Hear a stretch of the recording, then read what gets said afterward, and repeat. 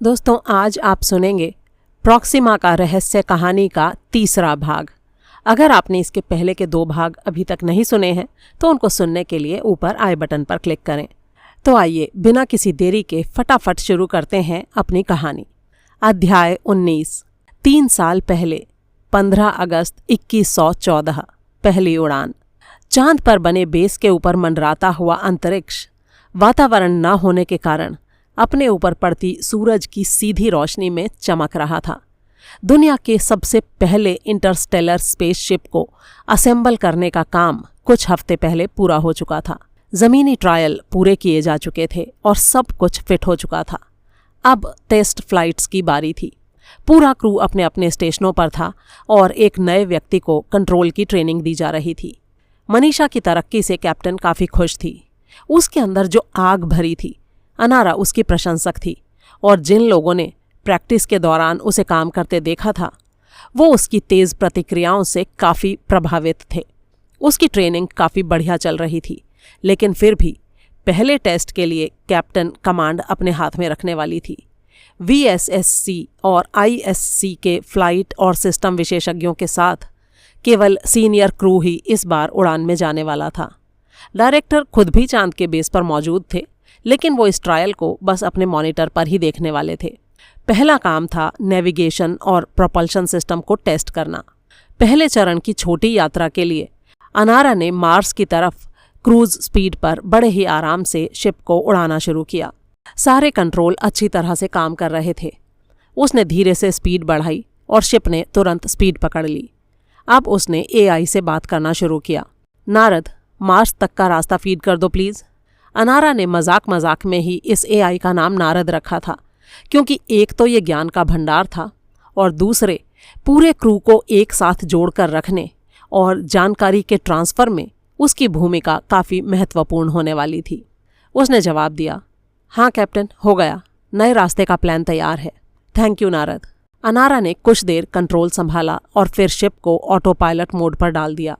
Screen पर तेज़ी से बदलते आंकड़े नज़र आ रहे थे और वे लोग अपनी बढ़ती वेलोसिटी के साथ धीरे धीरे चांद को पीछे छूटता देख पा रहे थे।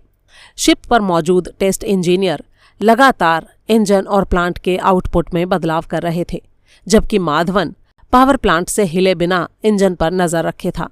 उसका काम था इस उड़ान में इंजनों को उनकी कैपेसिटी से 25% से ज़्यादा तक ना पहुंचने देना। इंजनों का अब तक का काम एकदम बढ़िया रहा था और वो उन डिज़ाइनर्स की तारीफ किए बिना नहीं रह सका जिन्होंने उसके हाथ में इतनी पावर सौंपी थी। शिप मंगल तक पहुंच गया और फिर मुड़कर वापस चांद की तरफ उड़ चला। अनारा ने मनीषा को बुलाया और अब उसे कंट्रोल को मैन्युअली हैंडल करने और उन्हें वापस बेस तक ले जाने को कहा। मनीषा ने बड़ी ही सावधानी से कंट्रोल अपने हाथ में ले लिया। इतने सारे लोगों के सामने पहली बार शिप उड़ाने में वो थोड़ा नर्वस महसूस कर रही थी, लेकिन एक बार जैसे ही उसने कंट्रोल पैड हाथ में पकड़ा, वो सब भूल भाल कर अपनी पूरी फॉर्म में आ गई। ये पहली फ्लाइट पूरी तरह से सफल रही थी। अगले कुछ महीनों के दौरान अलग अलग स्पीड पर इसके और टेस्ट किए जाने थे। क्रू को इसे सबलाइट और FTL स्पीड पर उड़ाते हुए सारे सिस्टम्स को चेक करना था और यहाँ तक कि कुछ को उनकी आखिरी लिमिट तक भी ले जाकर देखना था। हर छोटी बड़ी कमी को ठीक किया जाना था और एक इंजीनियरों की टीम हर फ्लाइट के बाद पूरा डेटा डाउनलोड करके मामूली से मामूली समस्या को पहचानने और हल करने में लगी हुई थी। हथियार सिस्टमों के सारे टेस्ट उड़ान के रास्तों से दूर एस्टेरॉयड बेल्ट के बाहर किए जा रहे थे। मेजर रावत और उनकी टीम लेज़रों के अलग अलग टेस्ट कर रही थी, रुके हुए और चलते हुए दोनों, ताकि वो उनकी पावर सेटिंग्स और पलटवार करने के समय से परिचित हो सकें। गनें वैसे तो सिर्फ सावधानी के तौर पर रखी जा रही थीं, लेकिन स्पेस में किसी भी खतरे या बाधा के सामने आने पर वो काफ़ी महत्वपूर्ण साबित हो सकती थीं। क्रू के लोग अपने अपने स्टेशनों और रहने के कमरों से अब ज़्यादा अच्छी तरह परिचित हो गए थे और अपने इस शिप की खासियतों और अजीबोगरीब बातों से भी परिचित होने लगे थे। ये एक बहुत ही विशालकाय शिप था और उनके घर काफ़ी आरामदायक थे। खाना भी ठीक ठाक ही था और उन्हें उम्मीद थी कि स्पेस में 1 या 2 साल उस खाने को खाते हुए बिताने से ज़्यादा फर्क नहीं पड़ेगा। अनारा को अपना ये नया रोल और ये नया शिप दोनों ही बहुत पसंद थे। क्रू के अपने चुनाव से भी वो काफ़ी खुश थी। एक दिन जब वो अंतरिक्ष में आखिरी एडजस्टमेंट्स होते देख रही थी तो डायरेक्टर आकर उसके पास खड़े हो गए।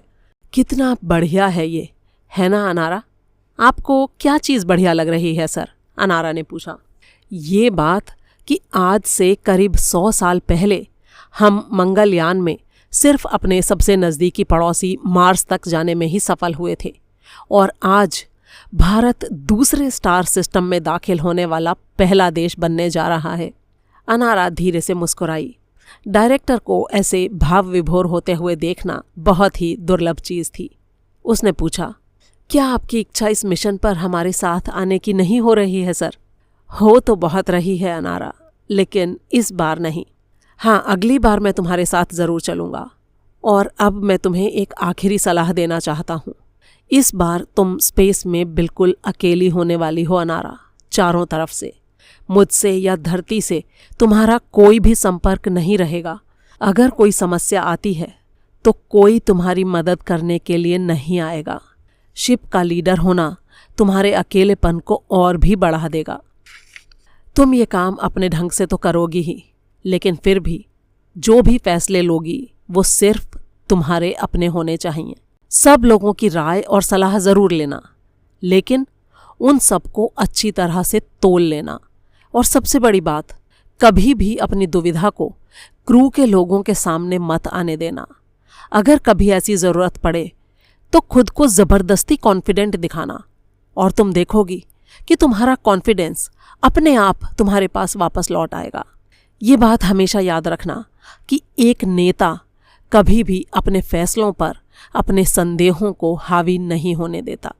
मैं समझती हूँ सर, काश मिशन पर जाने से पहले मुझे आपसे सीखने के लिए थोड़ा और समय मिल जाता। अभी तो मुझे बहुत कुछ सीखना बाकी है सर। देखो अनारा, तैयारी तो हमेशा कुछ ना कुछ बाकी रह ही जाती है। मुझे लगता है कि तुम जितनी तैयार हो सकती थीं वो हो चुकी हो। अब ये कदम उठाने और आगे बढ़ने का समय है। एक बार सब कुछ शुरू हो जाने के बाद तुम देखोगी कि या तो परिस्थितियां तुम्हारे फेवर में हो जाएंगी या फिर तुम उनके साथ एडजस्ट करना सीख लोगी। अध्याय 20। साल 2117। अंतरिक्ष की 3.5 प्रकाश वर्ष पीछे वापसी। अंतरिक्ष प्रॉक्सिमा के रास्ते पर वापस चल दिया। पिछले 4 हफ्तों में क्रू के लोगों ने शिप की नई क्षमताओं के बारे में सीखने और रेडिएशन लीक को ठीक करने में काफ़ी मेहनत की थी। कुछ हद तक वे अपने पहले वाले रूटीन पर वापस आ गए थे, लेकिन फिर भी अभी भी सब लोग काफ़ी सतर्कता से काम कर रहे थे। अब 2 या 3 ऑफिसर हर समय ऑपरेशन सेंटर में मौजूद रहते थे। ऑपरेशन सेंटर के कोकून को बड़ा कर दिया गया था, जिससे अब उसमें 2 लोग आ सकते थे। यहाँ तक कि जंप के दौरान भी इससे ध्यान भटक जाने का खतरा कम हो गया था। पहले वाली योजनाओं और अभ्यासों के अलावा अब अनारा ने शिप पर मौजूद सब लोगों के लिए नई ड्रिल्स शुरू कर दी थीं। ये सारी ड्रिल्स हमलों का जवाब देने, हथियारों की ट्रेनिंग, बचाव, निशाना लगाने और जंप के दौरान रिएक्शन के टाइम को कम करने के लक्ष्यों पर आधारित थीं। अब ये सब बेचारे मिलिट्री के लोग तो थे नहीं, इसलिए कई लोगों के लिए ये सब कुछ बहुत ही मुश्किल साबित हो रहा था। लेकिन मेजर और रायन लगातार उनकी मदद कर रहे थे और धीरे धीरे वे इसमें निपुण होते जा रहे थे। अपने क्रू के लोगों की मेहनत को देखकर अनारा काफ़ी खुश थी, लेकिन उसकी चिंताएं भी अभी कम नहीं हुई थीं। अगर एलियन शिप उनको दोबारा मिलता है तो उसे कैसे रिएक्ट करना चाहिए? क्या उसे उन पर पहले हमला करके ये दिखा देना चाहिए कि वे डरकर भागने वाले नहीं हैं, या फिर उसे दोबारा कांटेक्ट करने की कोशिश करनी चाहिए? वो अपना अधिकतर समय पिछली मुठभेड़ की फुटेज और डेटा के एनालिसिस में लगा रही थी। उन्होंने जानकारी तो काफ़ी इकट्ठी कर ली थी, लेकिन नारद की मदद लेने के बाद भी अनारा इस दुविधा से बाहर नहीं निकल पा रही थी कि अगली मुठभेड़ में किस तरह से जवाब दिया जाए। अब तक सिर्फ 1 या 2 इनपुट थे जिनको वो समझ पाई थी। पहला था एलियन शिप के हल पर लगे कुछ निशान, जिनमें कुछ चिन्ह बने हुए थे और अनारा को लगता था कि वे पहचान के लिए बनाए गए हैं। दूसरा था शिप से निकलने वाली हीट के बढ़ना शुरू होने और उनके फायरिंग शुरू करने के बीच के टाइम का गैप। इस टाइम गैप का हिसाब लगाने से उन्हें अगली बार बीम से बचने के लिए थोड़ा टाइम मिल सकता था।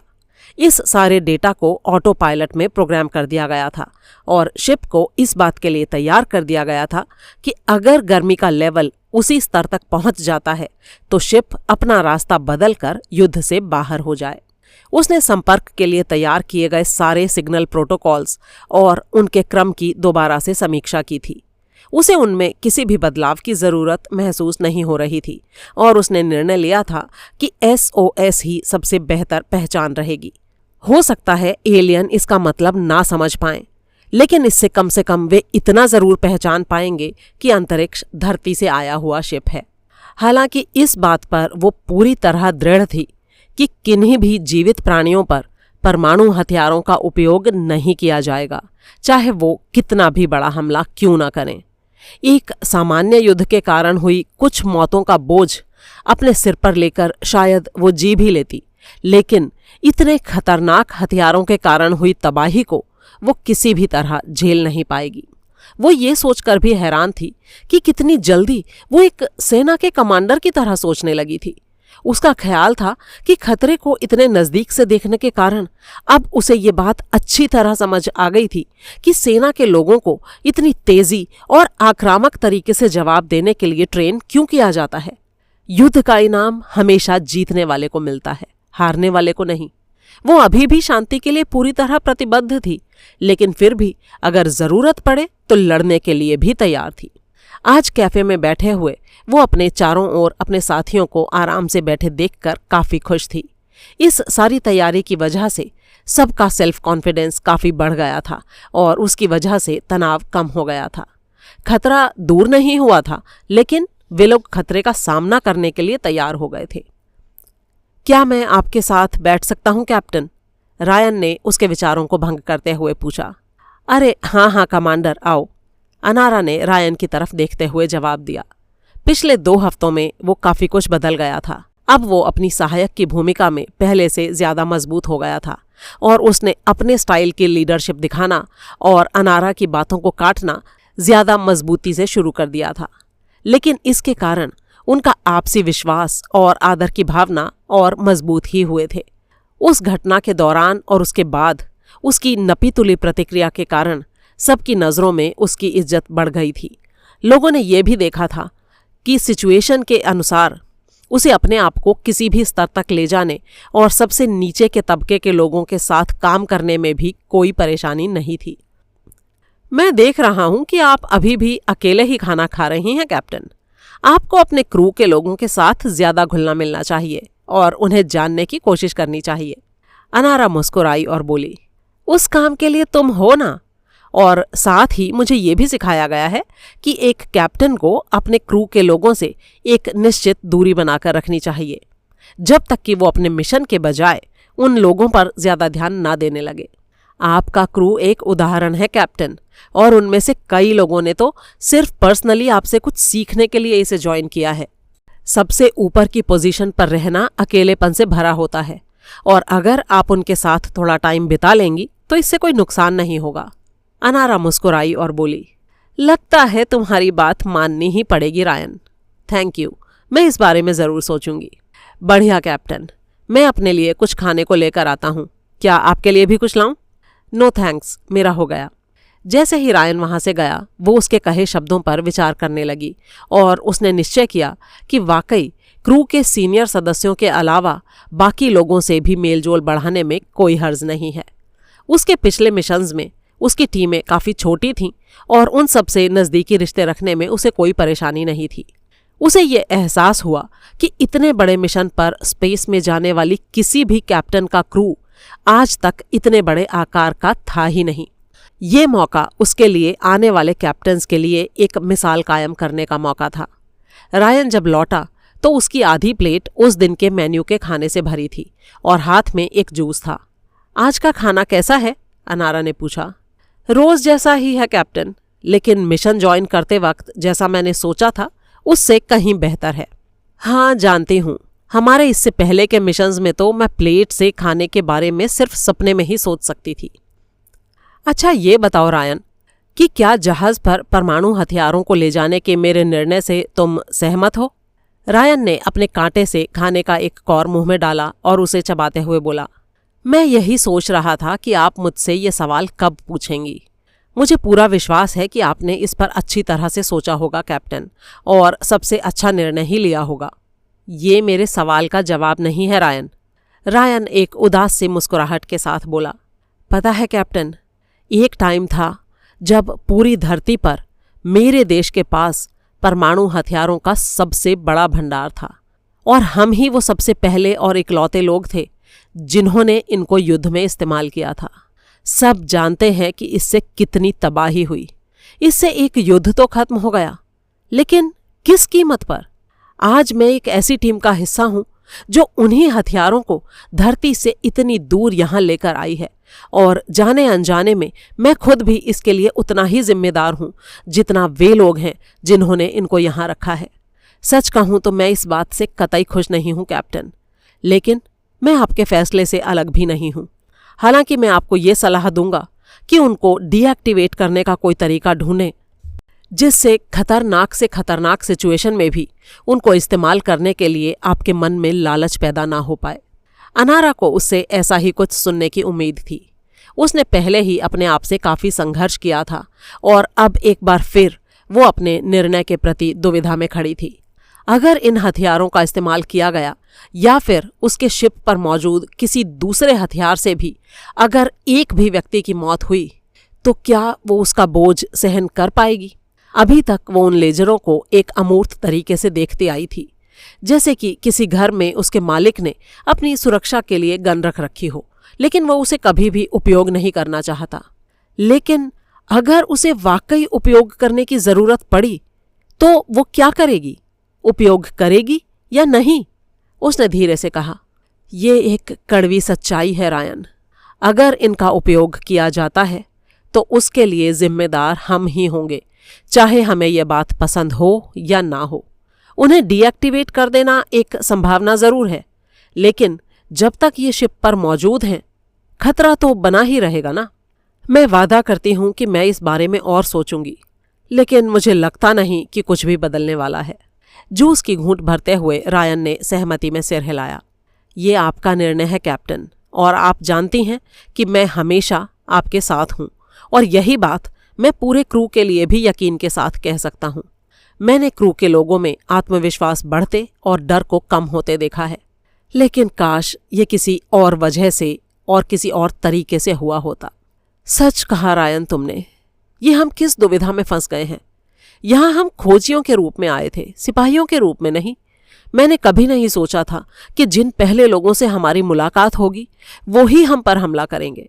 जी हाँ कैप्टन, इस बात से यही पता चलता है कि एलियनों का स्वभाव भी हम इंसानों से ज्यादा अलग नहीं है। वो भी हमारी तरह अनजान लोगों से डरते हैं, और शायद जो अलग हैं उनके लिए घृणा का भाव रखते हैं। हमें भविष्य में बहुत ज्यादा सावधान रहना होगा। आज बहादुरी की परिभाषा एकदम बदल चुकी है। आज तक किसी भी इंसान ने इससे ज्यादा चुनौती भरा काम नहीं किया होगा। 55 लोग अकेले स्पेस में एक ऐसे अनजान दुश्मन के सामने जो खुलेआम उनको धमकी दे रहा है। इससे तो साउथ अमेरिका की वो खंदकें ही अच्छी थीं।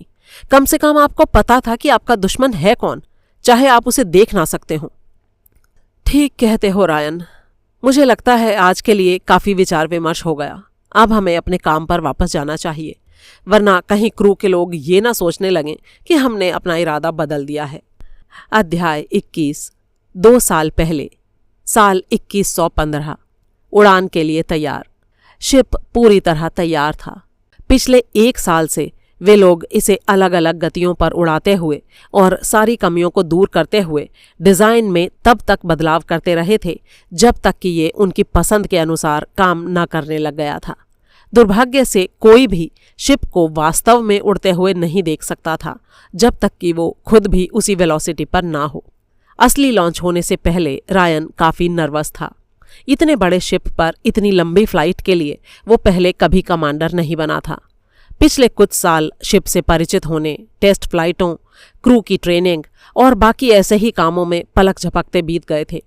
सजा जैसे उस सख्त शेड्यूल में छुट्टी लेने की गुंजाइश भी बहुत कम थी। राहत की बात सिर्फ इतनी थी कि इस दौरान अलग अलग बेसों पर उनके परिवार उनके साथ थे। उसकी पत्नी जोएन को ISC में अपना काम बहुत पसंद था और वो स्पेस में सिग्नल भेजने के काम में हमेशा सबसे आगे रहना चाहती थी। जिस शिप से वो उड़ान भरने वाला था उसे दिखाने के लिए वो अपने परिवार को भी ले गया था। शिप के साइज को देखकर उसकी बेटी बड़ी ही इम्प्रेस हुई थी। उसने एक के बाद एक सवालों की झड़ी लगा दी थी और जब उसने बड़ी ही मासूमियत से रायन से ये पूछा था कि क्या उसे पता है कि एलियन कैसे दिखते हैं और क्या वे हरे होते हैं, उस बात को याद करके आज भी रायन के होठों पर मुस्कुराहट आ जाती थी।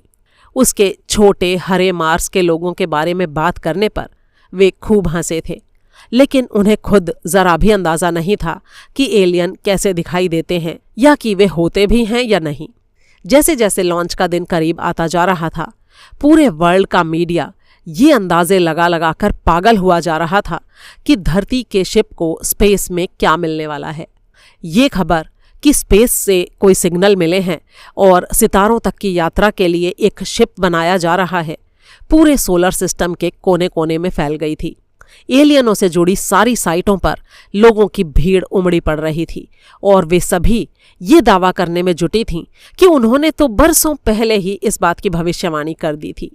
ड्रेक की इक्वेशन और फर्मी का पैराडॉक्स दोबारा से खोद कर निकाल लिए गए थे और उन पर अंतहीन बहस चालू थी। फिलहाल के लिए 8 ने ये निर्णय लिया था कि असली मंजिल और सफर में लगने वाले समय को बिल्कुल गुप्त रखा जाएगा ताकि दुनिया ये जानकर बौरा ना जाए कि नई सभ्यता धरती के इतनी पास मौजूद है। सरकारों के खिलाफ इस फ्लाइट को रोकने के लिए याचिकाएं दायर की जा रही थीं, क्योंकि ये धरती को अनजान जातियों के सामने प्रकट कर देने वाली थी। इस बात से डरने वाले लोगों के लिए लाइमलाइट में आने का और प्रसिद्धि पाने का ये सुनहरा मौका था। लेकिन खुशकिस्मती की बात ये थी कि ऐसे लोगों की संख्या और विरोध ज्यादा मजबूत नहीं थे। रायन खुश था कि कम से कम वो चर्चा का विषय नहीं था। क्रू के लोगों के बारे में बाहरी दुनिया को भनक भी नहीं लगने दी गई थी और चूंकि सारे देश इस अहम कार्य के लिए एकजुट हो गए थे, इसलिए इससे जुड़े सीक्रेटों को भी सही समय आने तक छुपाकर ही रख रहे थे।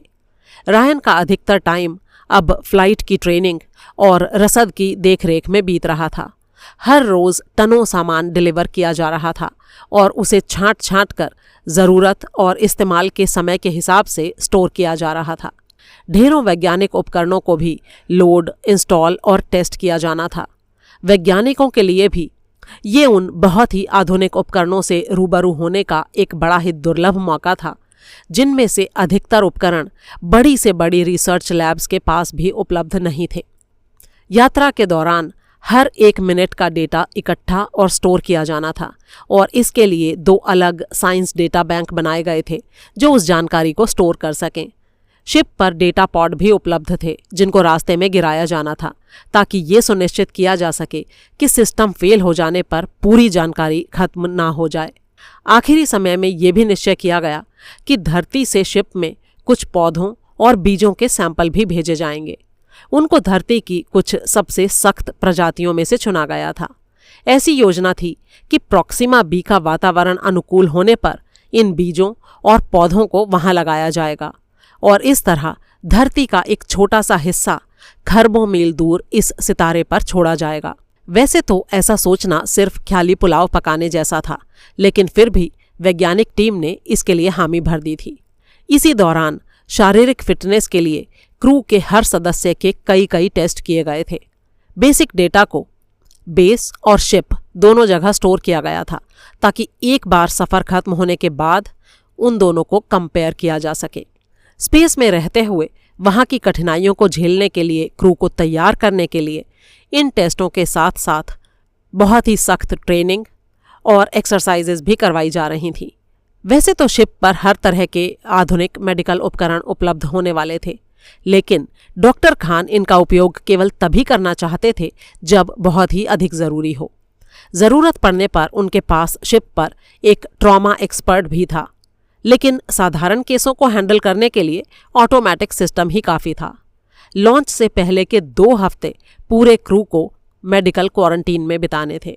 FTL स्पीड के दौरान इंसान के शरीर के टिश्यूज को होने वाले नुकसानों के बारे में बहुत ही कम डेटा उपलब्ध था और उनमें से भी अधिकतर डेटा टेस्ट रन के दौरान लिया गया था। इसलिए खतरों की पहचान करने के लिए डॉक्टर खान एक स्पेशलिस्ट टीम के साथ अलग अलग डेटा बैंक्स के आंकड़ों की जांच करने में अच्छा खासा टाइम बिता रहे थे। उनको अभी तक कुछ खास नहीं मिला था। गुंबद अपना काम अच्छी तरह कर रहा था, लेकिन फिर भी वो जेनेटिक लेवल तक जांच पड़ताल में लगे हुए थे और अंत में सीनियर खगोलीय विज्ञानियों की टीमों ने उन्हें और डॉक्टर लियान की टीमों को एलियनों के उन संभावित जीवन रूपों के बारे में बताया था जिनसे उनके मिलने की संभावना हो सकती थी। ऐसा माना जा रहा था कि पूरे ब्रह्मांड में अगर कहीं और जीवन है तो उसका रूप काफी कुछ धरती के प्राणियों से मिलता जुलता ही होगा। फिर भी महाप्रलय के प्रभावों के बारे में ठीक से कुछ कहना मुश्किल था। धरती पर जीवन सिर्फ जीव विज्ञान और क्रमिक विकास के कारण ही नहीं, बल्कि एस्टेरॉयड के प्रभावों सहित प्रकृति की विनाशकारी ताकतों द्वारा भी संभव हुआ था। बहुत सारी संभावनाएं और संभावित नतीजे प्रोग्राम किए गए थे और उनके आउटपुट को शिप के कंप्यूटर बैंक में स्टोर करके रखा गया था। हालांकि ये पूरी तरह से मौजूदा टीम के ऊपर निर्भर था कि वे इस संपर्क को किस तरह से लेते हैं। ये भी उम्मीद की जा रही थी कि किसी जाति से सामना होने पर वे उनके क्रमिक विकास के बारे में डेटा भी इकट्ठा करेंगे। क्रू का काम पूरा हो चुका था और सबको असाइनमेंट्स बांटे जाने के साथ शिप पर मौजूद सभी लोगों की गहन ट्रेनिंग का काम शुरू हो चुका था। कैप्टन से शुरू करके निचली रैंक तक के हर सदस्य की सख्त ट्रेनिंग चालू थी। रायन भी अनारा के साथ अपनी कमांडर की ट्रेनिंग ले रहा था। उसने कभी नहीं सोचा था कि जीवन में उसे दोबारा कॉलेज जाने की ज़रूरत पड़ेगी, लेकिन जितनी क्लासेस वो अटेंड कर रहा था उससे तो उसे ऐसा ही महसूस हो रहा था। तब में और अब में सिर्फ इतना फ़र्क था कि अब क्लास में ज़्यादातर टाइम सिर्फ 2 ही स्टूडेंट मौजूद होते थे और ऑटोमेटिक सिस्टम की जगह अब असली प्रोफेसर उनको पढ़ाते थे। उनके दिमाग में ठूंसी जा रही जानकारी की मात्रा इतनी ज़्यादा थी कि कभी कभी तो उसे लगता था कि उसका सर फट जाएगा। शिप के संचालन के अलावा उन्हें एस्ट्रोमेट्री, स्पेस नेविगेशन, संचार, भाषा, खगोल जीव विज्ञान, इंजीनियरिंग, मिलिट्री स्ट्रैटेजीज और यहाँ तक कि भूविज्ञान के बारे में भी पढ़ाया जा रहा था। लेकिन ये सब अब जल्दी ही खत्म हो जाने वाला था और उसके बाद वो खुशी खुशी स्पेस में अपने शिप को उड़ा सकता था। वो बड़े ही बेसब्री से लॉन्च के दिन का इंतज़ार कर रहा था। अध्याय 22 2117 3.8 प्रकाश वर्ष दूर ट्राई स्टार्स के पास। आखिरकार वे प्रॉक्सिमा सेंटोरी स्टार सिस्टम के नज़दीक आ पहुँचे। आसमान में बाकी सब चीज़ों से ज़्यादा चमकदार सूरज को यहाँ वे नंगी आंखों से देख सकते थे। आगे के रास्ते की लगातार मैपिंग करते हुए विस्तृत स्कैन किए जा रहे थे। यहाँ से अब उन्हें सब लाइट स्पीड पर ही आगे बढ़ना था। कैप्टन ने कहा, अब यहाँ से धीरे ही बढ़ेंगे मनीषा। अच्छा, स्कैन में कुछ मिला रायन? नहीं कैप्टन, हालांकि हमारे स्कैन सिर्फ उसी एरिया तक सीमित हैं जो हमें दिखाई दे रहा है। वैसे हमें रास्ते में कुछ एस्टेरॉयड्स और छोटे बिंदु ग्रह मिले हैं। सबकी मैपिंग हो चुकी है और सब कुछ तैयार है। सारे डेटा को लगातार एस्ट्रोमेट्री और खगोल विज्ञान के अध्ययन में फीड किया जा रहा है। चिंता की कोई बात नहीं है, अनारा ने जवाब दिया। ये बड़ी हैरानी की बात है कि पहले इतनी ही दूरी से उन्होंने हमारे ऊपर हमला किया और अब जाकर कहीं छुप गए हैं। मुझे तो उम्मीद थी कि वो हमारे स्वागत में पलकें बिछाए बैठे होंगे। जी हाँ कैप्टन, मैं भी बिल्कुल यही सोच रहा था। मेरे हथियारों के सिस्टम पूरी तरह चौकस और तैयार हैं। उनको भी वही फीड मिल रहे हैं जो ऑपरेशन सेंटर को, लेकिन सारे कंट्रोल मेरे ही हाथ में हैं, मेजर रावत ने जवाब दिया। पिछली बार के विपरीत इस बार पूरी तरह तैयार होकर आने के कारण सबका आत्मविश्वास काफ़ी मजबूत था, लेकिन फिर भी पूरे शिप पर एक अजीब सा तनाव छाया हुआ था। जैसे जैसे हम वहाँ पहुँच रहे हैं, स्पीड को 25% कम कर दो। ज़रूरत पड़ने पर हमें रिएक्ट करने के लिए थोड़ा ज़्यादा टाइम मिल जाएगा, अनारा ने मनीषा को आदेश दिया। मनीषा की उंगलियां कंट्रोल पैड पर थिरकीं और जहाज़ की स्पीड कम हो गई। शिप आगे बढ़ रहा था और क्रू के सभी सदस्य अपने अपने स्टेशनों पर अपनी स्क्रीन पर नज़रें गड़ाए बैठे थे। तभी अचानक प्रॉक्सिमिटी अलार्म की तीखी आवाज़ से ऑपरेशन सेंटर की शांति भंग हो गई। रायन चिल्लाया, कॉन्टैक्ट कैप्टन, बियरिंग 272, वही मास और टाइप जो M2575 का था। उसका इशारा उस एलियन शिप की तरफ था जो उन्हें पिछली बार मिला था। अनारा ने तुरंत आदेश दिया, पूरे शिप को अलर्ट कर दो मनीषा। ब्रिज के चारों ओर खड़े लोगों ने इस नई चीज का अपने अपने स्टाइल से विश्लेषण शुरू कर दिया था। पूरे शिप पर अलर्ट अलार्म बजने लगा और सब लोग तेजी से अपने अपने स्टेशनों की तरफ भागे। अब वे लगातार मनीषा को अपने अपने स्टेटस की जानकारी भेज रहे थे जो उसकी स्क्रीन पर नजर आ रही थी।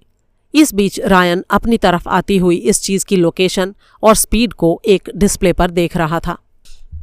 अनारा ने अगला आदेश दिया, शिप यहीं रोक दो, इस बार उन्हें हमारे पास आने दो, हम यहीं इंतजार करेंगे।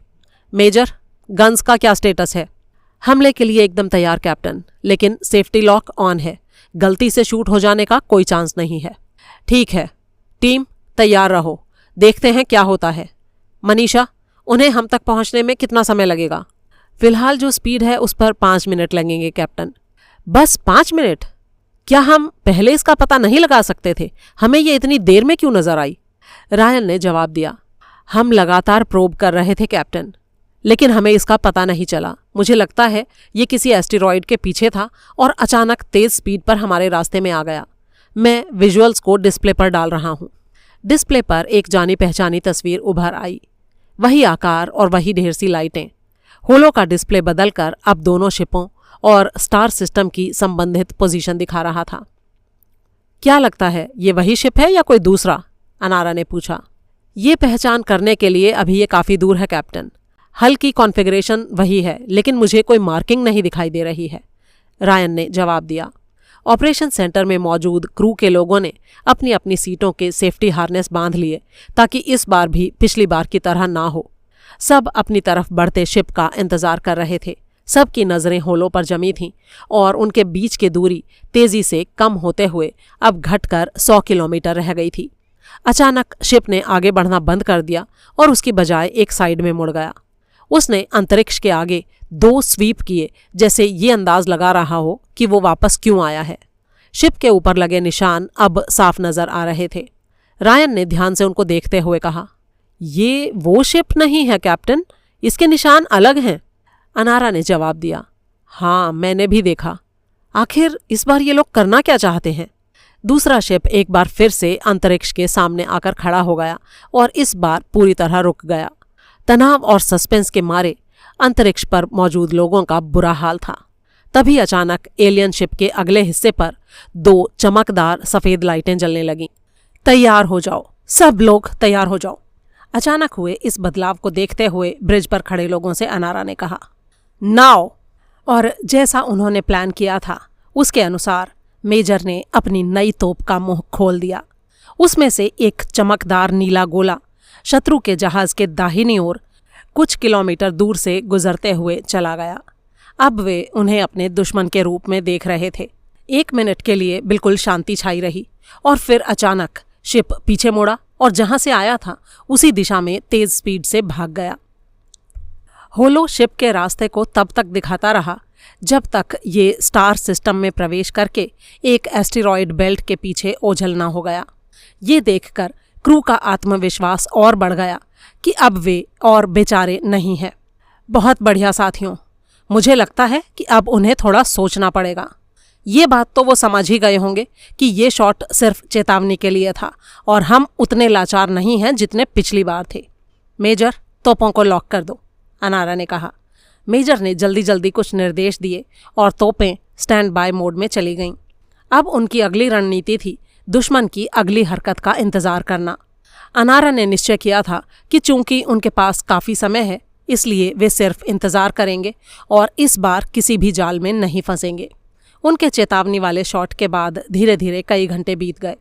एलियनों ने दोबारा कोई हरकत नहीं की थी और जैसा कि उन्हें लग रहा था शिप अभी भी एस्टेरॉयड के पीछे छुपा हुआ था।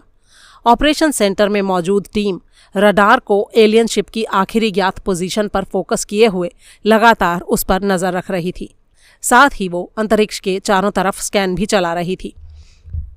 ऐसा लग रहा था कि एलियन शिप से जो लाइट उन्हें दिखाई दी थी वो केवल लाइट ही थी और शायद वे संपर्क बनाने की कोशिश कर रहे थे। लेकिन अनारा के लिए ये ज्यादा बेहतर था कि उसका शिप आने वाली हर परिस्थिति का सामना करने को तैयार था। और तभी अनारा ऑपरेशन सेंटर में क्रू के लोगों की ड्यूटी बदलने के बारे में सोच ही रही थी ताकि सब लोगों को कुछ आराम मिल जाए कि अचानक रायन अपने स्टेशन से चिल्लाया, कैप्टन, वे लोग दोबारा संपर्क कर रहे हैं, वे फिर से हमारी तरफ आ रहे हैं। एलियन शिप के एस्टेरॉयड के पीछे से बाहर निकलते ही अंतरिक्ष के सेंसर्स ने उसकी हरकतों को रिकॉर्ड करना शुरू कर दिया था। अनारा चिल्लाई, सबको फिर से अलर्ट कर दो मनीषा, अगर युद्ध शुरू होता है तो तेजी से एक्शन के लिए तैयार रहो। मेजर, तुम अपनी गन्स को तैयार रखो। मनीषा ने कंट्रोल से जवाब दिया, ठीक है कैप्टन। पिछले कुछ घंटों से इंतजार करते करते अब उसका ध्यान थोड़ा भटकने लगा था और उसके खून में उबाल ले आने के लिए ऐसी ही किसी सिचुएशन की जरूरत थी। रावत ने भी अपनी रिपोर्ट दी, तोपें तैयार हैं कैप्टन। एलियन शिप अपने पिछले वाले ही रास्ते पर आगे आया, लेकिन इस बार अंतरिक्ष से 1000 किलोमीटर दूर रुक गया। उसमें फिर से 2 लाइटें जलीं, लेकिन इस बार दूरी ज्यादा होने के कारण वो मंदी दिखाई दे रही थीं।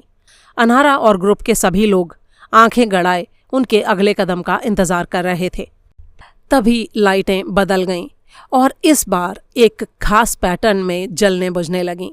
3 लंबी, 3 छोटी और फिर 3 लंबी, यानी SOS। पूरे क्रू में खुशी की लहर दौड़ गई, यहाँ तक कि अनारा भी मुस्कुराए बिना नहीं रह सकी। ऐसा लग रहा था कि आखिरकार वे लोग अब बात करना चाहते हैं। अनारा ने आदेश दिया, उनको जवाब भेजो रायन, और देखते हैं कि क्या हम बातचीत करना शुरू कर सकते हैं। अध्याय 23। 8 महीने पहले, साल 2116। लॉन्च। चांद पर चल रही ये सभा पूरे सोलर सिस्टम में हुई अब तक की सबसे बड़ी सभाओं में से एक थी। पूरी धरती और दूसरे ग्रहों से हजारों लोग अंतरिक्ष के इस ऐतिहासिक लॉन्च को देखने आए थे। आखिरकार ये पहली बार था कि इंसान अपने सोलर सिस्टम से निकलकर सितारों तक पहुंचने जा रहा था। चांद के हर बेस पर रहने के सारे स्थान लॉन्च से कई दिन पहले ही भर चुके थे। 10 शिप ऑर्बिट में खड़े थे ताकि दूर से ही सेरेमनी को देख सकें। यहाँ तक कि धरती पर भी जिन ऑर्बिट स्टेशनों को चांद का दृश्य देख पाने के लिए सिंक्रोनाइज किया गया था, वे भी ठसाठस भरे हुए थे। धरती पर मौजूद सारे बड़े टेलीस्कोपों का मुंह इसी की तरफ घुमा हुआ था और शौकिया खगोल शास्त्री अपने अपने देखने के क्षेत्र सेटअप किए इंतजार कर रहे थे। पूरे सोलर सिस्टम में इस घटना का लाइव टेलीकास्ट किया जाना था। ये अलग बात थी कि अलग अलग ग्रहों और बेसों पर उनके टाइम जोन के हिसाब से सिग्नल अलग अलग समय पर मिलने थे। क्वारंटीन रूम में प्रधानमंत्री क्रू के लोगों से मिलने आए थे। उनके साथ थे उनके सारे सीनियर कैबिनेट मंत्री और 8 के हेड। डायरेक्टर श्रीनिवास इस खास ग्रुप के लोगों के पीछे खड़े थे। वो अच्छी तरह जानते थे कि इस समय और इतने खास लोगों के बीच उन्हें क्रू को यात्रा की शुभकामनाएं देने के लिए टाइम नहीं मिलेगा, इसलिए वो उनसे पहले ही मिल चुके थे। तुम्हारे क्रू और पूरी टीम को, जिन्होंने आज के इस लॉन्च को संभव बनाया, मेरी ढेरों शुभकामनाएं कैप्टन अनारा, प्रधानमंत्री ने कहा। मानवता को तुमसे बहुत उम्मीदें हैं। हम इस ब्रह्मांड में अकेले प्राणी नहीं हैं। सिर्फ ये जान लेने से ही मुझे बहुत खुशी हो रही है। अगर हमारे पास के सितारों में तुम्हें कोई नई सभ्यता मिलती है तो उनको ये संदेश देना कि अपनी सारी कमियों और दोषों के बावजूद हम इंसान उनसे दोस्ती करने के लिए बेकरार हैं। जाओ और इस सोलर सिस्टम के हर प्राणी की तरफ से उनकी तरफ दोस्ती का हाथ बढ़ाओ। और कैप्टन, अगर वहां जाने के बाद तुम्हें ये पता चले कि ये एक झूठा सिग्नल था और तुम्हारा ये मिशन बेकार ही गया, तो मैं चाहूँगा कि तुम याद रखो कि तुम और तुम्हारा क्रू दूसरे सितारे की यात्रा करने वाले संसार के पहले इंसान हो। हमारे ग्रह के इतिहास में ये पल हमेशा सुनहरे अक्षरों में लिखा जाएगा और याद किया जाएगा। धन्यवाद प्रधानमंत्री जी। मैं अपने पूरे क्रू की तरफ से आपको ये विश्वास दिलाती हूँ कि हम अपनी तरफ से सफलता प्राप्त करने में कोई कमी नहीं उठा रखेंगे। आपकी और यहाँ मौजूद सभी लोगों की शुभकामनाओं के लिए आपका बहुत बहुत धन्यवाद, अनारा ने कहा। सेरेमनी पूरी हुई और क्रू अपने शिप की तरफ बढ़ गया। ग्राउंड सपोर्ट के स्टाफ की मदद से शिप को लॉन्च के लिए तैयार कर दिया गया। काउंटडाउन शुरू हो गया और क्रू के लोग अपने अपने स्टेशनों पर फ्लाइट से पहले के चेक करने के लिए पहुंच गए। शिप और बेस के डिस्प्ले बोर्डों की लाइटें एक एक करके ग्रीन होने लगीं। सिग्नलों का आदान प्रदान हुआ और अंतरिक्ष को उड़ान के लिए हरी झंडी दिखा दी गई। लॉन्च एरिया के खुले दरवाजे से बाहर निकलते हुए ये धीरे धीरे ऊपर उठते हुए आसमान में पहुंच गया। जैसे जैसे शिप ऊपर उठता जा रहा था, सूरज की रोशनी उसके चमकहीन हल पर पड़कर खुद भी फीकी दिखाई दे रही थी। शिप को क्रूज स्पीड पर डाल दो मनीषा, अनारा ने ऑपरेशन सेंटर में आदेश दिया। मार्स के पार वाली एस्टेरॉयड बेल्ट तक पहुंचने तक उन्हें क्रूज स्पीड पर ही आगे बढ़ना था। उससे पहले इससे ज्यादा स्पीड पर उड़ना संभव नहीं था। मनीषा ने अपने कंट्रोल पर कुछ बटन दबाए और अंतरिक्ष अपने सफर पर चल पड़ा। उन्हें जुपिटर के ऑर्बिट को पार करने में कुछ घंटे लगने वाले थे और उसके बाद ही सबलाइट स्पीड संभव हो सकती थी। यूरेनस को पार करने से पहले पहला जंप भी संभव नहीं हो सकता था। उनकी योजना ये थी कि उनका पहला जंप उन्हें ऊर्ट क्लाउड तक ले जाएगा और उसके बाद बाकी बची दूरी को वे अलग अलग चरणों में पूरा करेंगे। सब लोग अपने अपने कामों पर फोकस करते हुए सेटल होने में लग गए। आखिरकार ये एक बहुत लंबा सफ़र था और अभी कम से कम 2 साल तक के लिए वे लोग घर नहीं जा सकते थे। अध्याय 24। साल 2117। संचार। प्रॉक्सिमा के सूरज की चमकती किरणों के बीच खाली स्थान में दोनों शिप एक दूसरे के सामने खड़े थे। सिग्नलों का पहला आदान प्रदान सफल रहा था और अब दोनों इंतजार में थे कि अगला कदम कौन उठाएगा। माधवन, मेरे ख्याल से हम अगले चरण में जाते हैं और EM पर सिग्नल 1 ट्रांसमिट करते हैं। फ्रीक्वेंसी बैंड से साइकिल करो, अनारा ने आदेश दिया। ठीक है कैप्टन, माधवन ने कहा और फिर ज़रूरी कमांड फीड कर दिए। डिस्प्ले अब बदलकर भेजे गए सिग्नल और फ्रीक्वेंसी को दिखाने लगा। निर्धारित स्पेक्ट्रम से साइकिल करने में कुछ समय लगने वाला था। कोई जवाब नहीं कैप्टन, मैसेज सुनने वाली पोस्ट की निगरानी करते हुए रायन ने रिपोर्ट दी। तुम्हारा मतलब क्या है रायन, कि वे जवाब नहीं दे रहे हैं या फिर हम उनके सिग्नलों को पढ़ने में समर्थ नहीं हो पा रहे हैं? इस बात का कोई संकेत है कि उन्होंने हमारा सिग्नल रिसीव कर लिया है? अभी कुछ कहा नहीं जा सकता कैप्टन, हम काफ़ी बड़े बीम पर सिग्नल भेज रहे हैं, इसलिए इसकी तो कोई वजह नहीं है कि वो हमें रिसीव ना कर पा रहे हों। मैं सिग्नल को बूस्ट कर देता हूँ, माधवन ने कहा। रायन, क्या तुम स्कैन कर सकते हो कि उनके शिप से EM एमिशन बढ़ा है या नहीं? अनारा इस बात की संभावना को ध्यान में रखकर चल रही थी कि ये ज़रूरी नहीं कि हर शिप के रिसीवर उनके रिसीवरों से कंपैटिबल हों और ये भी हो सकता था कि एलियनों के तरीके उनसे बिल्कुल अलग हों। रायन ने अपने रिसीवर्स को अपने शिप की तरफ आने वाले सारे EM को स्कैन करने के लिए एक जगह पर फोकस कर दिया। बैकग्राउंड की रेडियो वेव्स को कंप्यूटर अपने आप फिल्टर कर रहा था। उसने अपने कंप्यूटर में अलग अलग फ्रीक्वेंसीज पर स्पाइक्स को ढूंढने और उन्हें आइसोलेट करना शुरू करने के लिए कमांड फीड कर दी। यहाँ 3 फ्रीक्वेंसीज हैं जो स्पाइक दिखा रही हैं कैप्टन। रायन ने उन्हें मेन डिस्प्ले पर डाल दिया। स्क्रीन पर तेजी से बदलता हुआ डेटा नजर आने लगा। Isolating frequency 3, signal booster 50% captain, matching transmission to frequency 3। Madhavan ने अपने सिग्नल को आइसोलेट की गई फ्रीक्वेंसी से बदल दिया। सब लोग उत्सुकता से इंतजार कर रहे थे। ऐसा लग रहा था कि वे लोग चीज़ों को रिपीट करने की प्रैक्टिस कर रहे हैं जब तक कि दोनों शिप एक दूसरे की क्षमताओं से पूरी तरह परिचित न हो जाएं। अभी भी 1 और 0 ट्रांसमिट हो रहा है, माधवन बोला। मुझे पूरा यकीन है कि कुछ तो जवाब आ रहा है, लेकिन मुझे ये नहीं पता कि इसका मतलब क्या है। ऐसा करता हूँ, धरती पर मिले पिछले जवाब से इसे मैच करता हूँ। रायन ने अपने कंप्यूटर को कमांड दी और कंप्यूटर तेजी से उस पर काम करने लगा। कुछ पलों के बाद बाइनरी डेटा की एक लंबी लाइन के रूप में आउटपुट डिस्प्ले पर दिखाई देने लगा। लगता है हम जल्दी ही इसे समझने में कामयाब हो जाएंगे कैप्टन। ये भी 0 और 1 ही है। बहुत बढ़िया रायन, हम थोड़ा और आगे बढ़ते हैं और बाइनरी में हेलो लिखकर भेजते हैं। ट्रांसमिशन वाला डिस्प्ले नए सिग्नल को दिखाने लगा। आने वाला सिग्नल भी तुरंत बदलकर उन्हीं अंकों को दिखाने लगा। खुश होते हुए अनारा बोली, आहा, आखिरकार हमें एक काम करने वाला लिंक मिल ही गया। ट्रांसमिशन को मेरे पैड पर दे दो। फिर अनारा ने जल्दी जल्दी कंप्यूटर पर कई पहले से ही निर्धारित किए गए संदेश टाइप किए जो उनकी मूल लोकेशन और उनके शांतिपूर्ण इरादों के बारे में बता रहे थे। हालांकि वो ये बिल्कुल नहीं जानती थी कि सामने वाले शिप के लोग इंग्लिश समझते भी हैं या फिर जो संदेश उन्हें मिल रहे हैं वो बस उन्हें रिपीट कर रहे हैं। वैसे तो ये पहले से ही तय किया जा चुका था कि उन्हें इसी भाषा का उपयोग करना है, लेकिन धरती वाला शिप उनकी भाषा का मूल जानने से वंचित था। एलियन अगर धरती की इस कॉमन भाषा को समझ भी पा रहे हों तो भी उसे तो उनके संचार के साधनों के बारे में ज़रा सा भी अंदाज़ा नहीं था, लेकिन फिर भी कुछ अच्छा होने की उम्मीद में उसे अपना काम जारी रखना था। डिस्प्ले पर बाइनरी अंकों का एक नया सेट दिखाई देने लगा। उसका अनुवाद इंग्लिश में उसी के साथ दिखाई दे रहा था।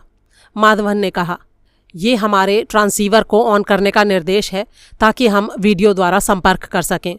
क्या तुम ये एडजस्टमेंट कर सकते हो माधवन? अनारा ने पूछा। हाँ, कर सकता हूँ कैप्टन, लेकिन थोड़ा समय लगेगा, कम से कम कुछ घंटे। हम लोगों के सिस्टम काफ़ी कंपैटिबल हैं। मैं ये तो नहीं जानता कि कैसे। मुझे पता है कि फिजिक्स के प्रिंसिपल्स प्रॉक्सिमा पर भी काम करते हैं, लेकिन मुझे ट्रांसीवरों के एक पैरेलल सेट को तैयार करना पड़ेगा, वरना हमारे प्राइमरी सिस्टम्स पर असर पड़ सकता है। मुझे हमारे प्राइमरी नेटवर्क से अलग एक पैरेलल कंप्यूटिंग नोड भी सेटअप करना पड़ेगा, ताकि अगर वे कुछ गड़बड़ करें तो हमें कोई प्रॉब्लम ना आए।